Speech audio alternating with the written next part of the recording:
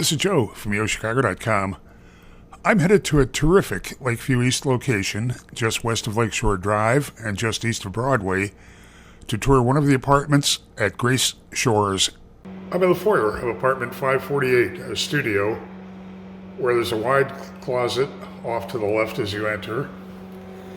Off to the right is an all-white bath with attractive finishes, wide mirror above the vanity.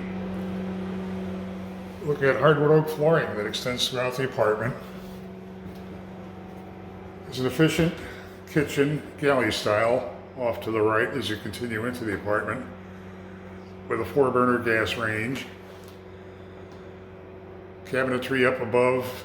There's a pass-through out to the living dining area, where you have space to lay out your bedding and your living area and a small dining table. A wide window,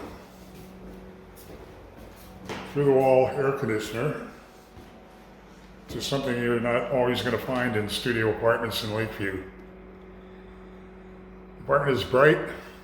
Grace Shores really belongs on your must-see list when you're looking for an apartment toward the budget-friendly part of the scale in a great Lakeview East location.